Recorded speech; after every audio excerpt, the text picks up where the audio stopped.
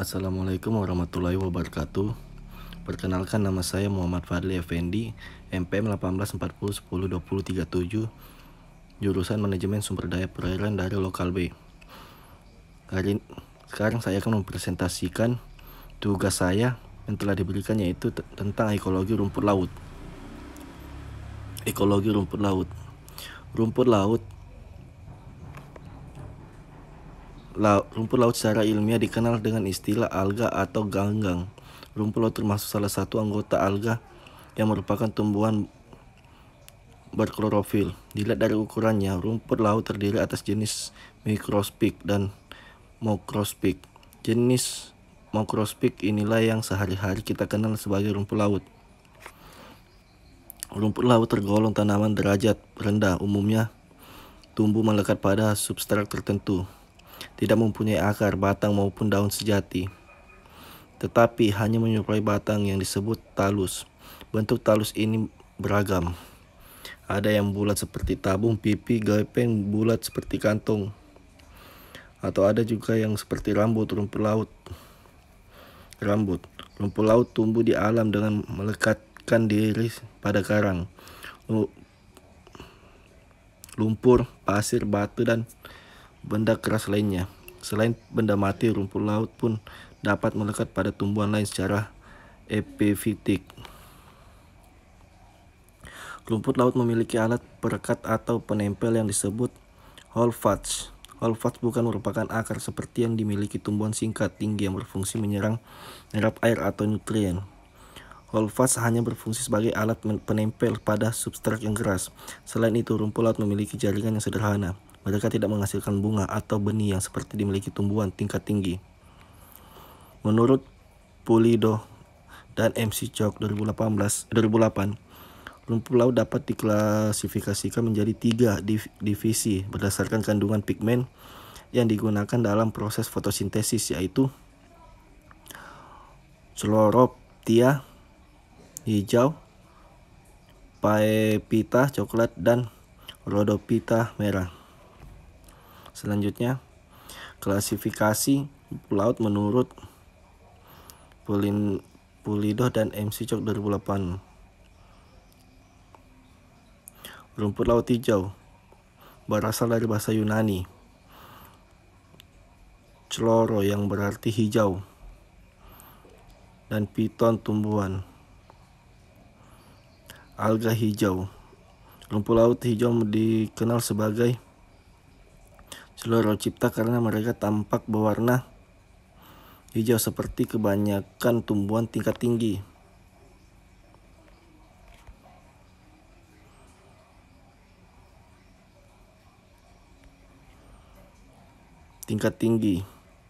Dan bersifat uniselulur maupun multiselulur. Rumput laut ini memiliki talus berbentuk membran, filamen, dan tabung toni. 2006. Hal ini disebabkan keberadaannya klorofil terdapat pada alga hijau tersebut. Rumput laut hijau terbesar luas di lingkungan perairan tepi pantai dan menempel pada substrat di dasar perairan laut seperti karang mati, pasir, dan pecahan karang. Hidup di air laut. Keberadaannya dapat dijumpai di paparan terumbu karang dengan kedalaman 1-200 meter. Selanjutnya, Phaeophyta rumput laut. Phaeophyta rumput laut coklat. Rumput laut coklat merupakan salah satu divisi mikroalga dari kelas Phaeophyceae yang berbentuk menyerupai seperti lembaran bulat dan menyerupai batang. Talus dari alga berbentuk filamen, bercabang, dan berbentuk seperti lembaran daun. Rumput laut coklat atau disebut juga dengan Phaeophyta umumnya hidup di air laut, khususnya laut yang agak dingin dan sedang. Biasanya hidup pada perairan subtoral, yaitu alga yang berada di bawah permukaan air, dan interdal, yaitu alga secara periodik muncul ke permukaan, naik turun air akibat pasang surut air. Rumput laut merah. Istilah berasal dari bahasa Yunani rhodo yang berarti merah, dan phyton tumbuhan. Alga merah. Rumput laut dari divisi Rhodophyta atau alga merah memiliki ciri Talus berbentuk silindris, pipi dan lembaran. Talus tersebut warna merah, ungu, pirang, coklat, dan hijau. Beragam warnanya yang dihasilkan makroalga disebabkan oleh pigmen, keratin, fusosetin, serta klorofil. Dan C. Dilihat dari bentuknya, kelompok rumput laut ini memiliki ukuran dan bentuk yang beragam. Kelompok makroalga merah sebagian besar bersifat eplit, tumbuh di permukaan substrat yang keras seperti batu dan cangkang kerang. Alga merah hidup di daerah interdal dan subtidal perairan yang dalam. Contohnya seperti ini: rumput laut hijau, rumput laut merah,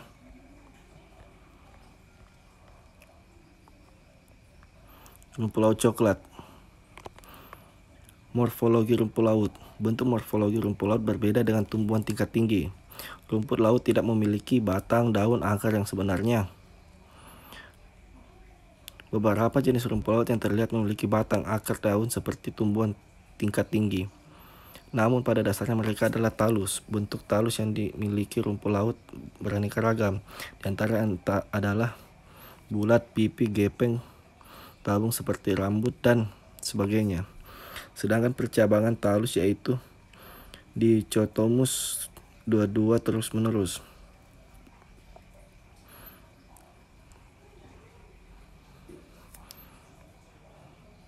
Pinnate dua-dua berlawanan sepanjang talus utama. Irregular, pola cabang tidak beraturan. Verticillate berpusat melingkar aksis dan batang utama, dan terdapat talus yang tidak bercabang.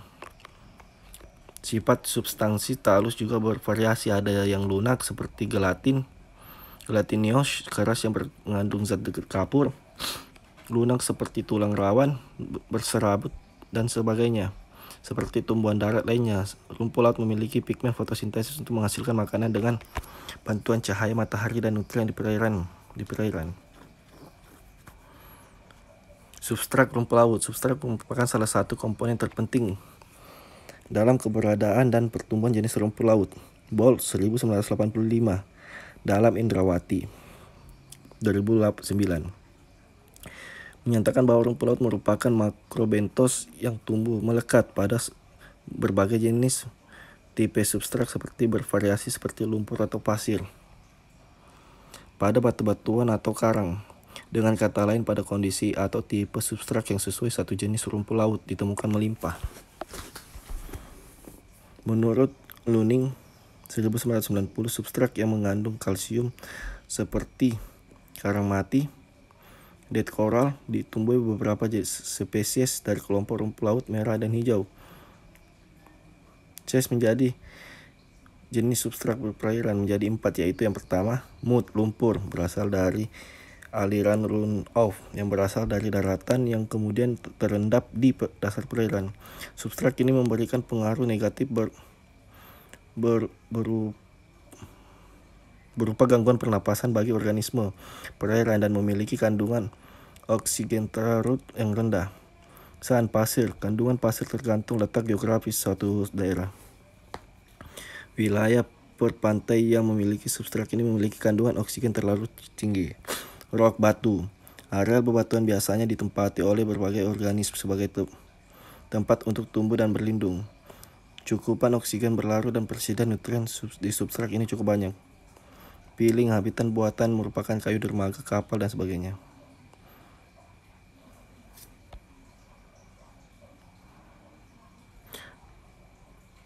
Rumput laut hidup sebagai fitobentos, yaitu dengan cara menancapkan atau melekat pada substrat pasir, lumpur, karang mati, kayu, dan batu. Selain itu ditemukan juga jenis rumput laut yang bersifat epfitik, yaitu melekat pada tanaman lain. Wilayah sebaran rumput laut tersebar di hampir seluruh perairan laut. Indonesia memiliki hamparan atau rataan terumbu karang. Tumbuhan ini melekat pada substrat seperti batu, karang mati, kerang, dan beberapa melekat pertumbuhan lain. Pertumbuhan dan penyebaran rumput laut sangat tergantung dari faktor-faktor oseanografi. Rumput laut tumbuh dengan mengambil nutrisi dan sekitarnya secara difusi melalui dinding talusnya. Perkembangbiakan rumput laut dilakukan dengan dua cara, yaitu kawin antara gamet jantan dan gamet betina, generatif, serta secara tidak kawin dengan melalui vegetatif dan konjugatif. Faktor yang mempengaruhi pertumbuhan rumput laut. Dalam pertumbuhan rumput laut dipengaruhi oleh faktor fisik maupun kimiawi yang ada di lautan. Beberapa faktor yang mempengaruhi arus. Arus adalah gerakan air yang mengakibatkan perpindahan horizontal massa air. Arus merupakan salah satu faktor terpenting dalam pengaruh kesuburan laut. Arus dapat membawa nutrisi dari suatu perairan ke perairan lainnya. Adanya arus di lautan sangat penting dalam membawa unsur hara atau nutrisi dan satu perairan di perairan lainnya. Oleh karena itu harus merupakan faktor terpenting dalam mempengaruhi kesuburan daerah suatu perairan di laut. Kecepatan arus di suatu perairan merupakan faktor yang dapat mempengaruhi dan mengontrol pertumbuhan rumput laut. Selain dapat menyediakan nutrien bagi rumput laut, arus juga dapat mengontrol peningkatan suhu air. Menurut Mubarak et al. 1990, kecepatan arus yang optimal bagi pertumbuhan rumput laut di suatu perairan pantai adalah berkisar antara 20 sampai 40 cm per detik. Temperatur menurut Lunmin 1990, temperatur optimal untuk pertumbuhan algae di daerah tropis adalah 15 derajat Celcius sampai 30 derajat Celcius. Menurut Van der Heek 1980, perubahan temperatur yang ekstrim akan mengakibatkan kematian bagi rumput laut, terganggunya tahap-tahap reproduksi dan terhambat pertumbuhan. Selain itu, kenaikan temperatur yang tinggi mengakibatkan talus rumput laut menjadi pucat kekuningan yang menjadi rumput laut tidak dapat bertumbuh dengan baik. Salinitas. Salinitas merupakan nilai total garam terlarut di laut. Nilai rata-rata salinitas di perairan laut rata-rata sebesar 35 ppt dan stabil ketika berada di perairan laut terbuka. Rumput laut umumnya hidup di laut dengan salinitas antara 30 sampai 30 derajat Celcius. Menurut Graham dan Wilcox 2000, kenaikan salinitas menyebabkan stres dan percepatan plasmolisis selalu merupakan laut. Adanya fluktuasi salinitas merupakan mempengaruhi dalam pertumbuhan, stabilitas dan bentuk rumput laut. Salinitas juga mempengaruhi penyebaran mikroalga di lautan. Rumput laut yang hidup di daerah intertidal memiliki kisaran toleransi yang tinggi terhadap salinitas antara 10 sampai 100 ppt. Sementara itu, pada daerah subtidal dapat hidup pada kisaran salinitas sebesar 18 sampai 52 ppt. Oksigen terlarut. Oksigen terlarut merupakan kebutuhan dasar untuk kehidupan tanaman dan hewan di dalam air. Kehidupan makhluk hidup di dalam air tersebut tergantung dari kemampuan air untuk mempertahankan konsentrasi oksigen minimal yang dibutuhkan untuk kehidupan. Konsentrasi oksigen terlarut bervariasi kisaran 0 sampai 10 mili dalam laut.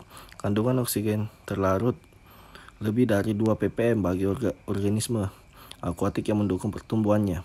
Sedangkan Lager menyatakan bahwa kadar oksigen yang baik untuk kehidupan organisme berkisaran 4 sampai 12 ppm.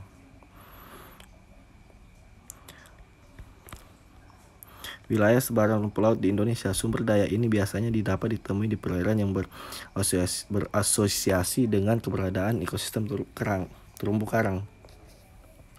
Gulma alam biasanya dapat hidup di atas substrat pasir dan karang mati. Di beberapa daerah pantai di bagian selatan Jawa dan pantai barat Sumatera, gulma laut banyak ditemui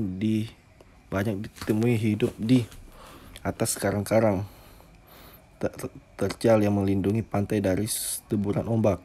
Di pantai selatan Jawa Barat dan Banten misalnya, gulma laut dapat ditemui di sekitar pantai Sontolo dan Sayang Hulung, di Kabupaten Garut, di daerah ujung Kulon, Kabupaten Pandeglang. Sementara di daerah pantai barat Sumatera, gulma laut dapat ditemui di pesisir barat Lampung sampai pesisir Sumatera Utara dan Aceh. Nanggro Aceh Darussalam. Selain hidup bebas di alam, beberapa jenis gulma laut juga banyak dibudidayakan oleh sebagian masyarakat pesisir Indonesia. Contoh jenis gulma laut yang banyak dibudidayakan diantaranya adalah Echema contoni dan Gracilia SPP. Beberapa daerah dan pulau Indonesia yang masyarakatnya pesisir banyak melakukan usaha budidaya gulmalut. Ini diantaranya berada di wilayah pesisir Kabupaten Administrasi Kepulauan Seribu, Provinsi Kepulauan Riau, Sulawesi, Maluku, Pulau Lombok, dan Papua. Terima kasih. Itulah tadi hasil presentasi saya. Sekian dan terima kasih. Wassalamualaikum warahmatullahi wabarakatuh.